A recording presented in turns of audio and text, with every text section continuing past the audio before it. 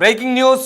సహస్ర murder case కీలక మలుపు తిరిగింది. పోలీసుల అదుపులో నలుగురు అనుమానితులు ఉన్నట్టుగా తెలుస్తుంది. వాళ్ళే హత్య చేసి ఉంటారనే అనుమానాలు వ్యక్తం చేస్తున్నారు.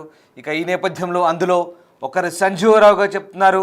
బాలిక కింది ఇంట్లో అద్దెకు ఉంటున్నాడు సంజీవరావు. అలాగే సహస్రను పగ కోపంతో పొడిచి పొడిచి చంపినట్లుగా డౌట్ వస్తుంది. సహస్ర మెడపై 14, కడుపులో 7 కత్తిపొట్టున్నాయి. అంత కసిగా ఎందుకు పొడిచి చంపారనే అనుమానాలు వస్తున్నాయి. తల్లిదండ్రులపై కోపం బాలికపై తీర్చుకున్నారనే అనుమానాలు కూడా వ్యక్తమవుతున్నాయి. ఎస్, మీరు వింటుంది నిజమే. సహస్రపై దాదాపు మెడపై 14 కత్తిపోట్లు, కడుపులో 7 కత్తిపోట్లు. ఒక మైనర్ బాలికపై అంత కిరాతకంగా కత్తిపోట్లు పొడిచి పొడిచి పొడిచి చంపారు. ఇది మరీ దారుణం. హైదరాబాద్ నడిబొడ్డున పట్టపగలే ఒక 12 ఏళ్ల బాలికపై ఇంతటి దారుణానికి ఒడిగట్టిన ఆ దుర్మార్గుల్ని ఏమనాలి, ఎలాంటి శిక్ష వేయాలి? ఒకసారి కామెంట్ చేయండి. దానికంటే ముందు సహస్రపై ఎందుకు ఇంతటి దురాగతానికి పాల్పడ్డారు? ఎందుకు ఇంత కసిగా ఆ మైనర్ బాలికని పొడిచి పొడిచి చంపారు? నిజంగా ఆ అమ్మాయిపై ఇంతటి అఘాయిత్యానికి ఒడిగట్టడానికి, ఇంతటి దారుణమైన హత్య చేయడానికి తల్లిదండ్రులపై ఉన్న కోపమే కారణమా? ఆ కోపంతోనే ఈ బాలికపై కసి తీర్చుకున్నారా? తల్లిదండ్రులపై కోపాన్ని ఈ బాలికపై తీర్చుకున్నారా?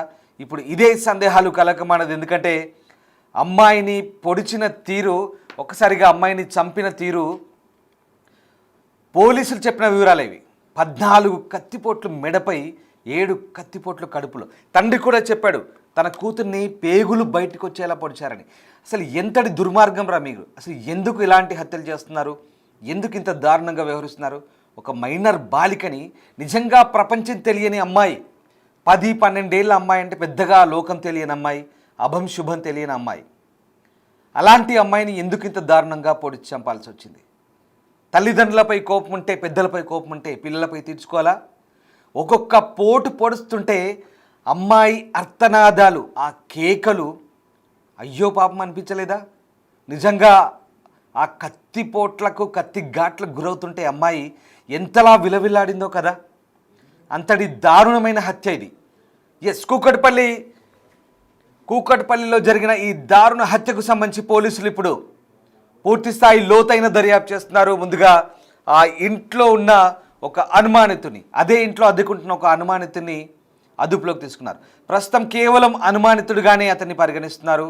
అతన్ని క్రాస్ చెక్ చేస్తున్నారు. ఇక ఇంటి ఓనరు లేడు. ఇంటి ఓనరు ఇంట్లో వాళ్ళని ఏదో బయటకు తీసుకెళ్ళాడు, ఆసుపత్రి పని మీద ఎక్కడికో బయటకు వెళ్ళాడు. మరి పోలీస్ జాగిలాలు కూడా వచ్చి కొంత దూరం అక్కడక్కడే వెళ్ళి తిరిగాయి. సరిగ్గా సంజయ్ అనే వ్యక్తి, సంజీవరావు అలియా సంజయ్ అనే వ్యక్తి ఆ ప్రాంతంలోని పోలీసులు ఉన్నప్పుడు అక్కడక్కడే తిరుగాడుతున్నట్టుగా కొన్ని కథనాలు కూడా వస్తున్నాయి. ఈ నేపథ్యంలో అతన్ని అనుమానితుడిగా పరిగణిస్తున్నారు. ఈ నేపథ్యంలో అతన్ని ఆ వ్యవహారంలో చాలా ఖచ్చితంగా చెక్ చేస్తున్నారు. ఇక కుటుంబ సభ్యులపై కూడా అనుమానాలు వచ్చాయి. కుటుంబ సభ్యులపై కూడా అనుమానాలు వచ్చినప్పుడు తండ్రి కూడా అదే అన్నాడు, నాకు ఒక్కగానొక్క కూతురు, నేను ఎందుకు చంపుకుంటాను నా కూతుర్ని అంటూ ఆ తండ్రి చెప్తున్న మాటలు. ఇక తల్లి విలవిలాడుతుంది చూడండి. తండ్రి కృష్ణ బైక్ మెకానిక్గా పనిచేస్తున్నారు. తల్లి రేణుక ల్యాబ్ టెక్నీషియన్గా పనిచేస్తుంది.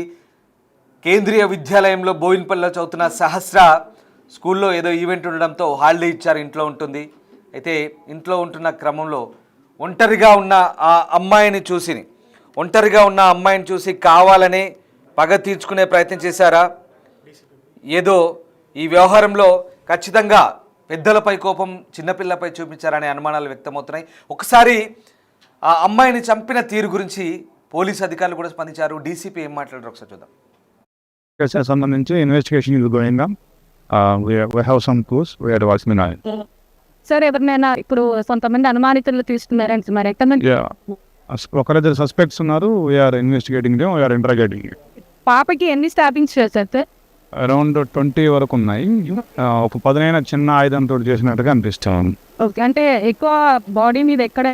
నెక్ మీద ఎక్కువ ఉన్నాయి. నెక్ మీద ఒక 14 to 15 ఉన్నాయి. అది స్టమక్ మీద కూడా ఒక 7 వరకు ఉంది.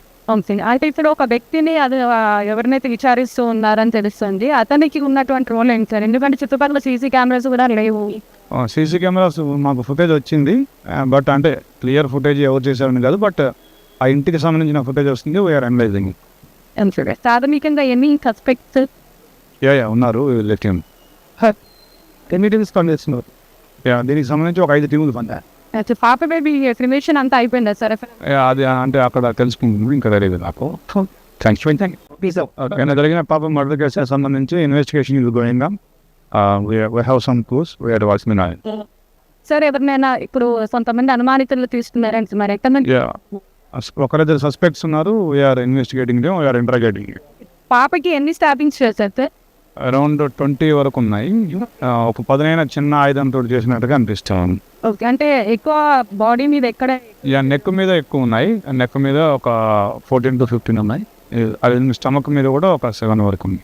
ఓకే, అయితే ఇప్పుడు ఒక వ్యక్తిని అది ఎవరినైతే విచారిస్తూ ఉన్నారని తెలుస్తుంది. అతనికి ఉన్నటువంటి రోల్ ఏంటి సార్? ఎందుకంటే చుట్టుపక్కల సీసీ కెమెరాస్ కూడా లేవు.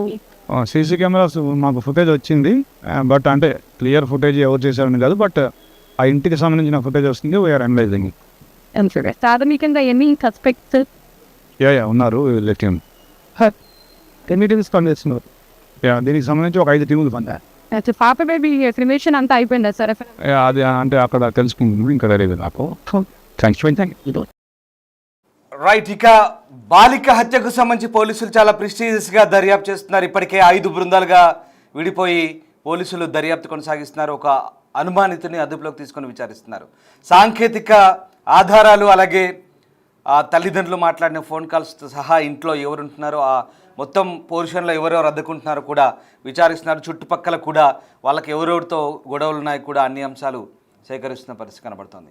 ఇప్పటికైతే ఫోరెన్సిక్ కూడా ఆ ల్యాబ్కు కొన్ని ఆధారాలు ఆనవాళ్ళు పంపించారు. అక్కడ ఉన్నటువంటి క్లూస్ టీమ్ తీసుకున్న ఎవిడెన్సెస్ ఏవైతే ఉన్నాయో వాటిని విశ్లేషిస్తున్న పరిస్థితి కనబడుతోంది. సో మొత్తం మీద ఇంట్లో బాలిక ఒంటరిగా ఉందని తెలిసిన వ్యక్తులే హత్య చేశారా, కుటుంబ కలహాలే కారణమని మనం పోల్ పెట్టాం. దాదాపు 81% మంది అవును అనే ఎస్ అని పెట్టారు. 81% మంది కూడా తెలిసిన వాళ్ళే కుటుంబ కలహాలే ఈ హత్య కారణం నుంచి అభిప్రాయం వ్యక్తం చేస్తున్నారు. మీరేమనుకుంటున్నారు? నిజంగా ఈ బాలికకు సంబంధించిన సచ్ బ్రూటల్ మర్డర్ చాలా దారుణంగా, మెడపై 14, కడుపులో 7 కత్తిపోట్లు, మామూలు విషయం కాదు. అంత దారుణంగా అమ్మాయి ఏడుస్తున్నా, అరుస్తున్నా, కేకలు పెడుతున్నా, అర్థనాదాలు చేస్తున్నా పొడిచి పొడిచి పొడిచి పొడిచి చంపారు. చాలా దారుణమైన హత్య ఇది. ఎస్, మా కొలీగ్ సాగర్ జైన్ అవుతున్నారు. సాగర్, ఈ కేసు వ్యవహారానికి సంబంధించి పోలీసులు వెల్లడించిన వివరాలు నిజంగా విస్తుగొల్పే వ్యవహారాలు, చాలా దిగ్భ్రాంతికరంగా అనిపిస్తున్నాయి. అమ్మాయిని అన్ని కత్తిపోట్లు పొడిచి చాలా దారుణంగా హత్య చేసిన ఆ దుర్మార్గులకు సంబంధించి పోలీసులు ఎలాంటి ఆధారాలు సేకరిస్తున్నారు? ఇంతకీ అమ్మాయిని పొడిచి చంపింది ఎవరు అనే కోణంలో ఎలాంటి దర్యాప్తు జరుగుతోంది? పోలీసులు ఏం చెప్తున్నారు? హత్య కేసులో కొన్ని కీలక అంశాలు అయితే బయటకు వస్తున్నాయి. ఆ భవనానికి సంబంధించినటువంటి వారే చేశారు అన్న కోణంలో అయితే పోలీసులు దర్యాప్తు చేస్తున్నారు. కొద్దిసేపు క్రితం డీసీపీ సురేష్ కుమార్ మాట్లాడుతూ కూడా కొన్ని కీలక అంశాలను వెల్లడించారు. అయితే బాలిక దాడి జరిగిన సమయంలో బాలిక మెడపైన భారీగా కత్తిపోట్లు ఉన్నట్లు కూడా నిన్న పోస్ట్మార్టం ప్రాథమిక నివేదికలో వచ్చినట్లు కూడా తేలింది. మొత్తం 20కి పైగా కత్తిపోట్లు ఉన్నట్లు, ఎక్కువగా మెడ భాగంలో గొంతు పైన 14 కత్తిపోట్లు, కడుపులో 7 కత్తిపోట్లు ఉన్నట్లు కూడా పోలీసులు గుర్తించిన పరిస్థితి. అయితే ఎక్కువగా మెడ పైన ఉన్న కత్తిపోట్లు ఉన్న నేపథ్యంలో ఆ సర్జికల్ బ్లేడ్ ద్వారానే ఈ కత్తిపోట్లు చేసినట్లుగా కూడా పోలీసులు గుర్తించినట్లుగా కూడా తెలుస్తుంది. ఎందుకంటే బాలిక తల్లి జనరల్ గా హాస్పిటల్లో పనిచేస్తుంది. మరి ఆ నైఫ్ ఎక్కడి నుంచి వచ్చింది, కత్తిపోట్లు ఎవరు చేశారా అన్న కోణంలో అయితే పోలీసుల దర్యాప్తు కొనసాగింది. అందులో భాగంగానే అదే భవనంలో ఇంట్లో ఘటన జరిగినటువంటి ఇంట్లోనే ఉంటున్నటువంటి ఒరిస్సాకు చెందినటువంటి సంజీవ్ రావును కూడా పోలీసులు అదుపులోకి తీసుకున్నారు. ఇద్దరు భార్య భర్తలు కూడా అదుపులోకి తీసుకున్నారు. వాళ్ళు కొన్ని పూజలు చేశారంటూ కూడా పోలీసుల విచారణలో తేలింది. మరి బాలికను హత్య చేసిన వాళ్ళలో వీళ్ళు కూడా అనుమానితులుగా, సస్పెక్టర్లుగా ఉన్నారు. మరో 3 కూడా అదుపులోకి తీసుకొని విచారిస్తున్నట్లుగా కూడా ఇక్కడ సాగర్, పూజలు ఎవరు చేశారు, ఎలాంటి పూజలు, ఇవేమైనా క్షుద్ర పూజలు లాంటి కోణంలో మనం దీని గురించిన విశ్లేషణ చేయవచ్చా? అంటే ఏంటి, ఎవరు పూజలు చేశారు, ఎలాంటి అనుమానాలు రేకెత్తున్నాయి అక్కడ? ఇస్లాం దాస్ ఇక్కడ ఒరిస్సాకు సంబంధించినటువంటి చెందిన సంజీవ్ రావు దంపతులు అదే ఇంట్లో 2వ అంతస్తులో నివాసం ఉంటున్నారు. సో వాళ్ళకు కొంత దైవభక్తి ఎక్కువ ఉంటుంది. ఆమె భార్యకి ఈ మధ్య కాలంలో ఒక పూజ చేపించినట్లుగా కూడా పోలీసులు గుర్తించారు. ఆయన కాల్ డేటాలను కూడా పోలీసులు ఇప్పటికే సేకరించినట్లు కూడా తెలుస్తుంది. మరి భార్యాభర్తలు ఘటన జరిగిన సమయంలో వాళ్ళ లొకేషన్స్ కూడా ఇంట్లోనే ఉన్నట్లుగా కూడా పోలీసులు ప్రాథమికంగా గుర్తించారు. సో ఈ నేపథ్యంలోనే వారిపైన కొంత అనుమానం వ్యక్తం చేస్తూ కూడా నిన్న రాత్రి వాళ్ళని అదుపులోకి తీసుకున్నట్లుగా కూడా తెలుస్తోంది. ఉదయం నుంచి వారిని విచారిస్తున్నారు. దీంతో పాటుగా మరో 3 కూడా అదుపులోకి తీసుకొని విచారిస్తున్నారు. ఎక్కువగా ఎందుకంటే అందులో సీసీ కెమెరాలు కూడా రికార్డు కాని నేపథ్యంలో ఎవరు బయటికి పైకి పెంట్ హౌస్ వైపుగా వెళ్ళని నేపథ్యంలో ఇక్కడ బిల్డింగ్ లో ఉన్న వారిపైనే అనుమానాలు ఎక్కువగా వ్యక్తమవుతున్నాయి. తర్వాత మొదటి అంతస్తులో ఉన్నటువంటి మహిళలు చూశారు, అనంతరం తండ్రి చూశాడు, వాళ్ళు వెళ్ళి వచ్చారు. కానీ మిగతా వాళ్ళు ఎవరు రానట్లుగా కూడా పోలీసులు గుర్తించారు. ఇక్కడ కొన్ని టెక్నికల్ ఎవిడెన్స్ కూడా పోలీసులు పరిశీలిస్తున్నారు. అక్కడ ఉదయం నుంచి ఆ బిల్డింగ్ లోకి ఎవరెవరు వచ్చారు, ఎవరెవరి గూగుల్ కోఆర్డినేట్స్ అక్కడ ఉన్నాయి, ఎవరెవరి ఫోన్ సిగ్నల్స్ అనేది అక్కడ ఉన్నాయి, ఎవరెవరు వెళ్ళారు, ఎవరెవరు వచ్చారు అనేది కూడా పూర్తిగా మొత్తం టెక్నికల్ ఎవిడెన్స్ కూడా ఇప్పటికే పోలీసులు సేకరించారు. సో మొత్తంగా అయితే ఆ బిల్డింగ్ కి సంబంధించినటువంటి వాళ్ళపైన కొంత అనుమానం వ్యక్తమవుతుంది. ఒరిస్సాకు సంబంధించినటువంటి దంపతులను ఇప్పటికే అదుపులోకి తీసుకొని విచారిస్తున్న నేపథ్యంలో సస్పెక్టర్ లిస్ట్ లో అయితే ఒరిస్సాకు చెందినటువంటి సంజయ్ రావు అయితే పోలీసులు కీలకంగా అనుమానిస్తూ ఆయన పైన దర్యాప్తు చేస్తున్నారు. కొన్ని ఫింగర్ ప్రింట్స్ ఇప్పటికీ నిన్న పోలీసులు ఇటు మిగతా విభాగాలకు సంబంధించిన కొంతమంది క్లూస్ టీమ్ కావచ్చు, డాగ్స్ గార్డ్ కావచ్చు, కొన్ని ఆధారాలు సేకరించింది. వాటిని కూడా పోలీసులు పరిశీలిస్తున్నారు. మరి సంజీవ్ రావు ఒరిస్సాకు సంబంధించిన వ్యక్తి నిన్న ఉదయం నుంచి కూడా ఇంట్లోనే ఉన్నట్లు కూడా పోలీసులు గుర్తించారు. మరి తల్లిదండ్రులు బయటికి వెళ్ళడము, ఏ టైంలో ఎవరెవరు అక్కడ ఉంటారు అనేది కూడా ఆ బిల్డింగ్ వాళ్ళకే పూర్తిగా తెలిసి ఉంటుంది. బయట వాళ్ళు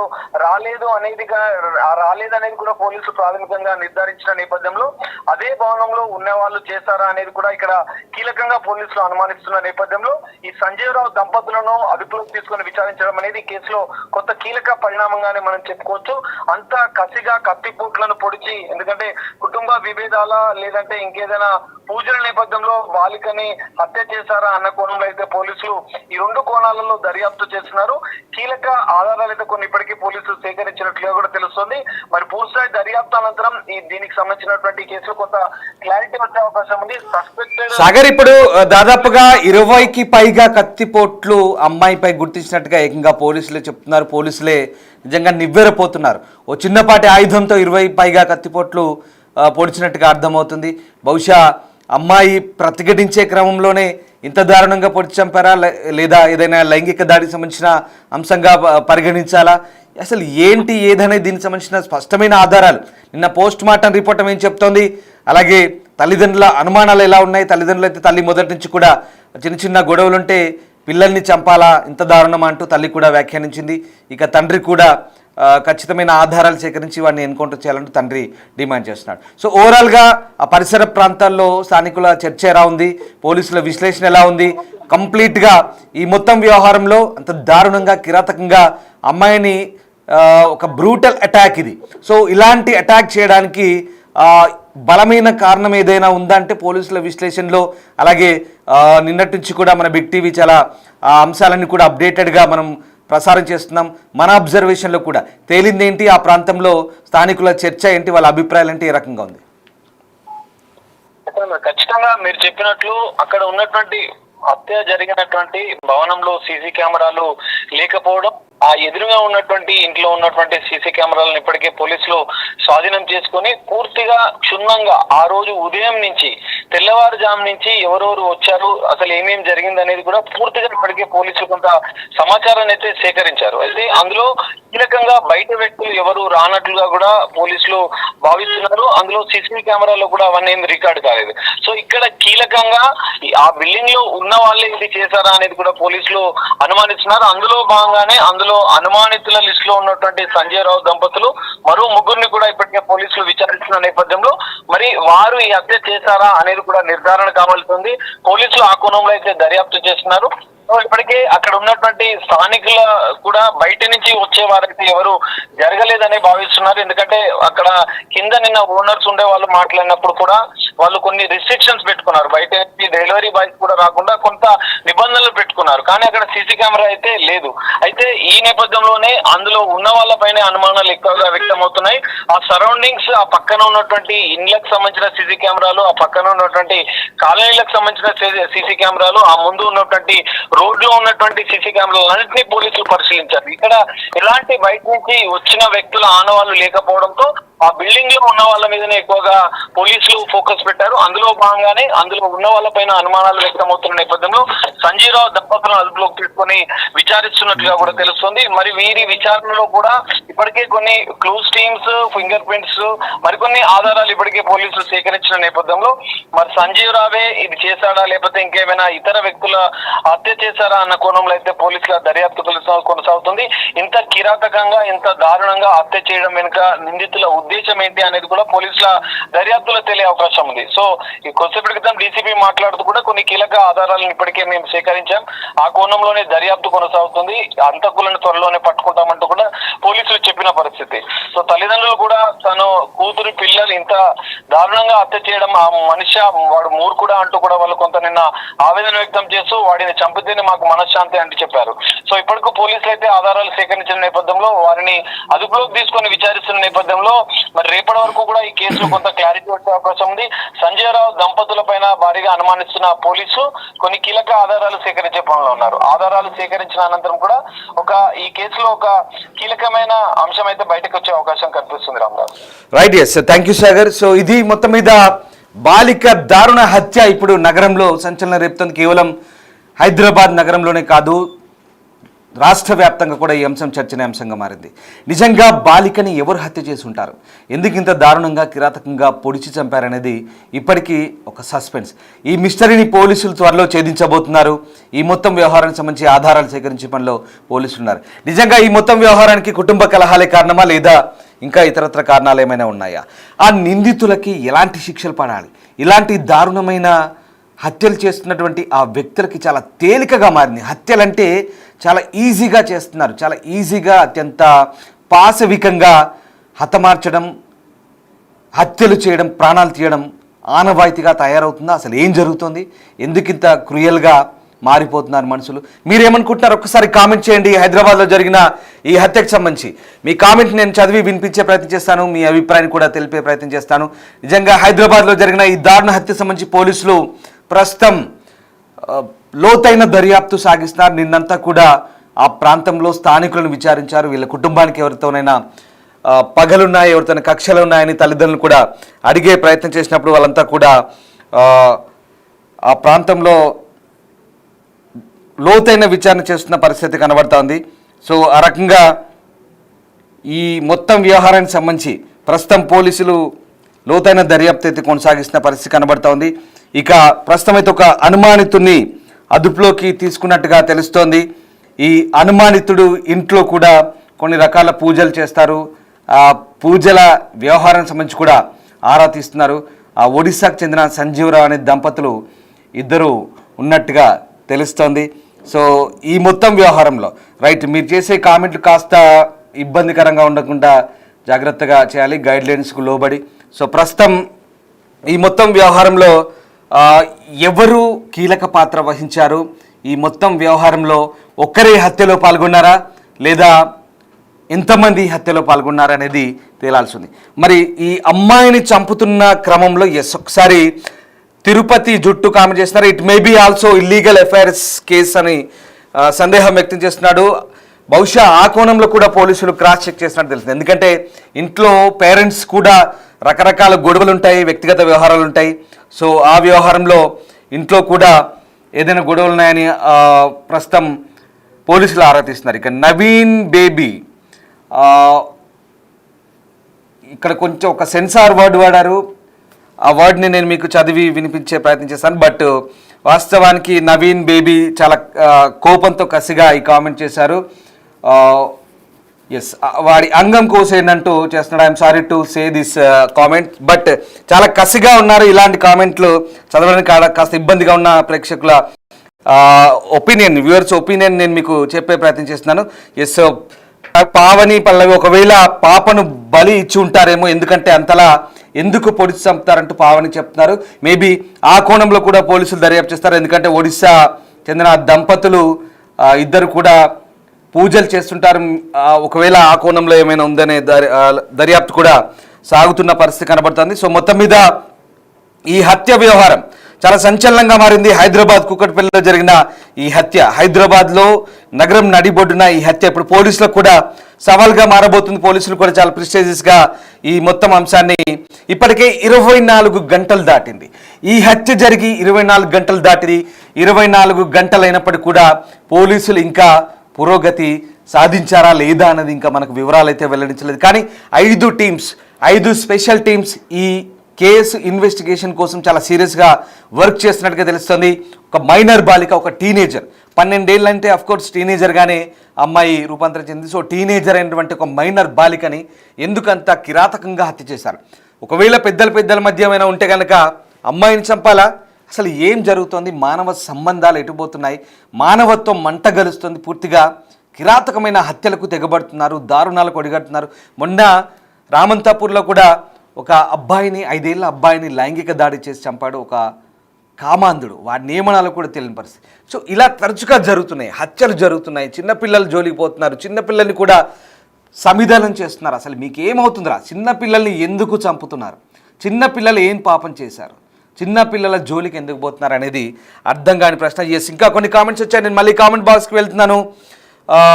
చిన్ని కృష్ణ నాయక్ చెప్తున్నారు, నడి రోడ్డు మీద కాల్చి చంపేయాలి వాడిని అంటూ చిన్ని కృష్ణ నాయక్ కామెంట్ చేస్తున్నారు. అలాగే నవీన్ బండారి, వాడిని ఎన్కౌంటర్ చేయండి సార్, చిన్న పాప సార్ తను అంటూ చాలా బాధపడుతూ కామెంట్ చేస్తారు. అలాగే కార్తీక్ కామెంట్ చేస్తున్నారు, న్యూస్ చదువు బాబు, కామెంట్స్ దేనికి అంటూ కామెంట్ చెప్తున్నాడు. ఎస్, ఆఫ్ కోర్స్, ఎందుకంటే మీ అభిప్రాయాలను నేను కామెంట్స్ కాదు సోది చెప్పిందే చెప్తూ అంటూ కార్తీక్ చెప్తున్నాడు. అఫ్ కోర్స్ మీరు కార్తీక్ మీకు కొంత ఇరిటేటింగ్గా ఉండొచ్చు, కానీ నేను మీకు ఒకటే చెప్పదలుచుకున్నాను. ఇలాంటి వార్తలను చెప్పడం ద్వారా, పదే ఈ వార్తలను చెప్పడం ద్వారా బహుశా కార్తీక్ నీకు సోది అనిపిస్తే కనుక you can skip, mind your business, no issue. ఎందుకంటే ఇలాంటి వార్తలు చెప్పడం ద్వారా పదే మిమ్మల్ని అప్రమత్తులు చేయడమే. అఫ్ కోర్స్ కార్తీక్, నీ ఇంట్లో ఒక 12 ఏళ్ల బాలిక ఇలాగే బ్రూటల్గా మర్డర్ అయితే సచ్ అన్ ఇడియాటిక్ థింకింగ్ చేస్తావా మిస్టర్ కార్తిక్? నేను ఇదే అడుగుతున్నాను. కాబట్టి ఇక్కడ ప్రేక్షకుల ఒపీనియన్స్ నేను చెప్పే ప్రయత్నం చేస్తున్నాను. ఎందుకంటే ప్రేక్షకుల్ని అప్రమత్తులు చేయడమే మా ప్రధాన ఉద్దేశం.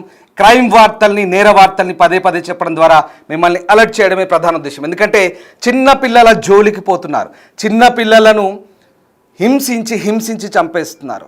ఇదే మా బాధ. ఇలాంటి వ్యవహారాల్లో మిమ్మల్ని అప్రమత్తులు చేయడమే మా ప్రధాన ఉద్దేశం. అందుకే ఈ కామెంట్ బాక్స్ని మీకు చదివి వినిపించే ప్రయత్నం చేస్తున్నాం. ప్రతి ఒక్కరికి కనెక్ట్ అవ్వాలి, ప్రతి ఒక్కరూ తెలుసుకోవాలి. పిల్లల్ని ఇంట్లో వదిలి బయటికి వెళ్ళాలంటేనే భయపడుతున్న రోజులు ఇవి. ఒంటరిగా ఉన్న ఒక అమ్మాయిని, 12 ఏళ్ళ అమ్మాయిని అతి కిరాతకంగా 14 కత్తిపోట్లు మెడ మీద, 7 కత్తిపోట్లు కడుపులో పొడిచి కిరాతకంగా హతమారుస్తుంటే ఆ నొప్పి తల్లిదండ్రులకే తెలుస్తుంది ఆబ్వియస్లీ. ఎస్, మరికొన్ని కామెంట్లు చదివి వినిపిస్తాను. ఈరోజు వాణ్ణి నరి రోడ్డు మీద ఉరితీయాలంటూ బార్బీ విలేజ్ లైఫ్ కామెంట్ చేస్తున్నారు. అలాగే సుజాత గోపరాజు, ఇంటి ఓనర్ అందరూ సీసీ కెమెరాలు పెట్టాలంటున్నారు. అఫ్ కోర్స్ పోలీసులు కూడా అదే సూచిస్తున్నారు. అలాగే కేఎంఆర్, ఎస్ కరెక్ట్గా చెప్పారు సార్ అంటూ చెప్తున్నారు. ఇక Loukya Wiaan, every house should have CCTV camera అంటున్నారు. ఇక దివికా లాగ్స్, చిన్న పిల్ల ఏం చేసిందిరా మీకు, అసలు చేతులు ఎలా వచ్చారు అంటున్నారు. ఆబ్వియస్లీ అదే బాధ. ఇప్పుడు అందరి ప్రశ్న కూడా అదే, ఏదో ఫ్యామిలీలో జరుగుతుందంటూ ప్రశాంత్ కామెంట్ చేస్తున్నారు. ఎస్, ఆ రకంగా ఈ మొత్తం వ్యవహారంలో ప్రస్తుతం ఒక ఆసక్తికర చర్చ అయితే సాగుతోంది. ఎస్, ఇక సరే, ఈ మొత్తం వ్యవహారానికి సంబంధించి పోలీసులు అయితే లోతైన దర్యాప్తు సాగిస్తున్నారు. ప్రతి ఒక్కరు కూడా ఈ వ్యవహారంలో స్పందిస్తున్న పరిస్థితి కనబడుతోంది. చాలా దారుణమైన హత్య అది. ఇంత కిరాతమైన హత్య జరిగిన నేపథ్యంలో హైదరాబాద్ అంతా కూడా అలర్ట్ అవుతున్న పరిస్థితి.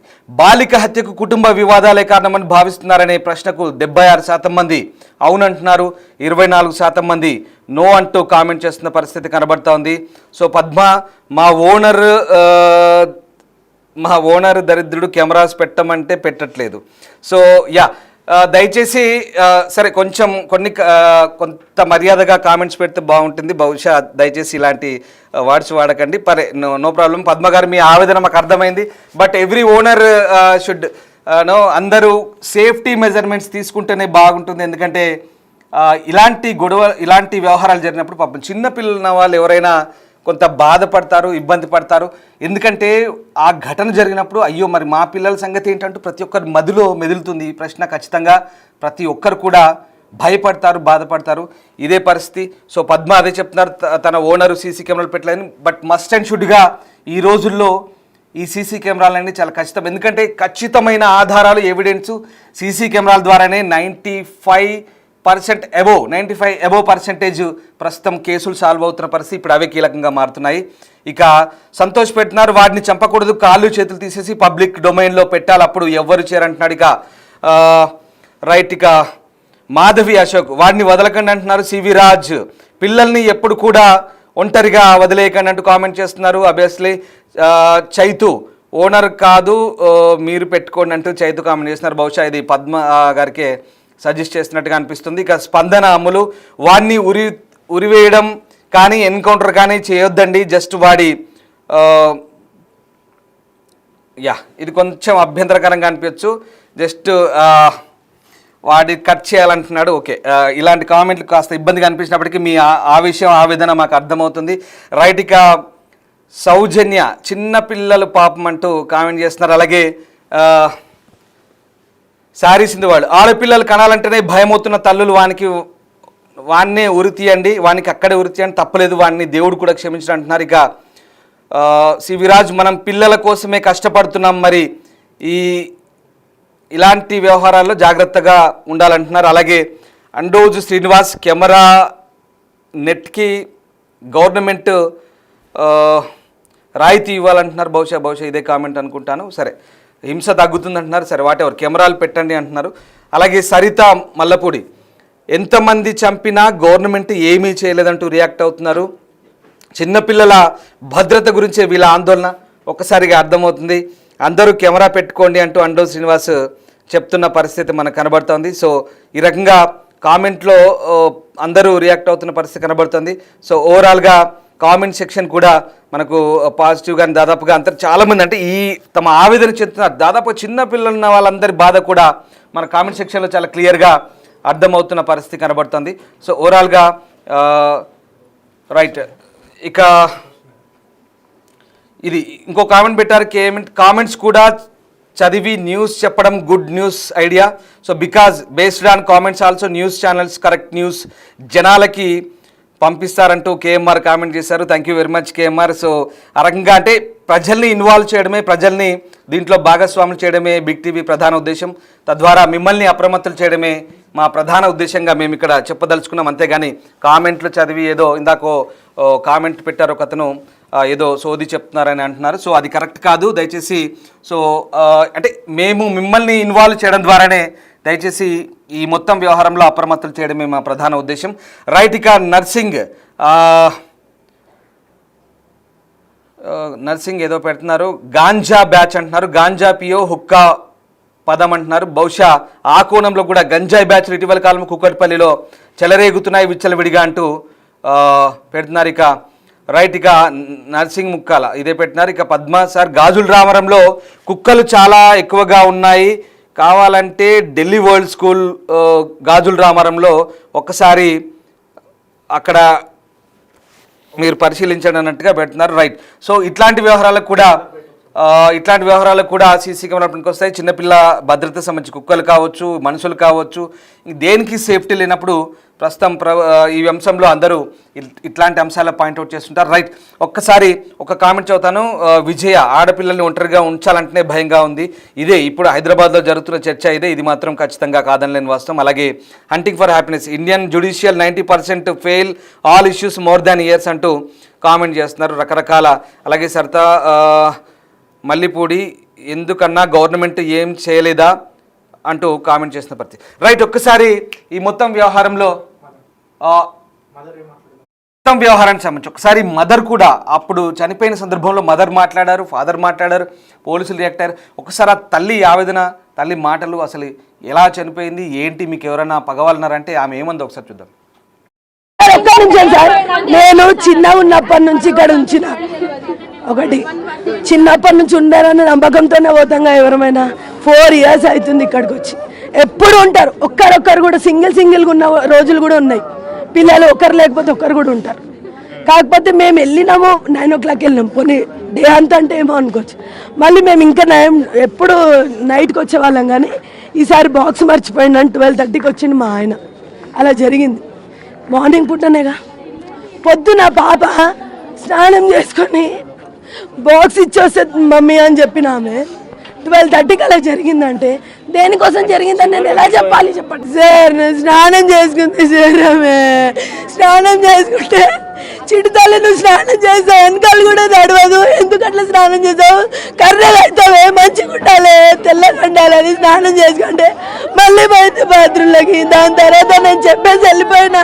ఈ బిల్డింగ్ లో చుట్టుపక్కల అన్నిట్లో ఎంక్వైరీ చేయండి, అనుమానం అంటే నేను ఉండొచ్చు సార్. సార్ నేను మార్నింగ్ 9కి వెళ్ళి ఈవినింగ్ 7 o'clock వస్తాను. వాళ్ళ డాడీ 11కి వస్తాడు. ఎలా తెలుస్తుంది సార్? చుట్టుపక్కల ఇక్కడ ఇట్లా జరిగిందంటేనన్నా మనము ఉండొచ్చు ఇంటి దగ్గర పిల్లల్ని చూసుకొని. ఊరి వస్తుంది సార్, ఊరి వస్తుంది. వాడు కొట్టారు సార్, చంపినోడు దొరకాలి. మాకు ఇంకేం లేదు. 2 సార్లు ఇంటర్వ్యూ ఇచ్చినా మాకు ఏం రాదు సార్. బిడ్డ సార్ 10 ఏళ్ళు పాప. ఏ క్లాస్ మీకు కొత్త చదువుతుంది? 6th class sir. ఇట్లా పాప సరిగ్గా సంథింగ్ వాడు ఎంత నూకువాడు.